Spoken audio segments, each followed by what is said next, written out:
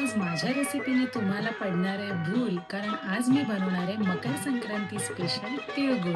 चढा ओढीन चढवित होते हो चढा ओढीन चढवित होते गबाई मी पतंग उडवित होते गबाई मी पतंग उडवित होते पतंग उडवित होते गबाई मी पतंग उडवित होते.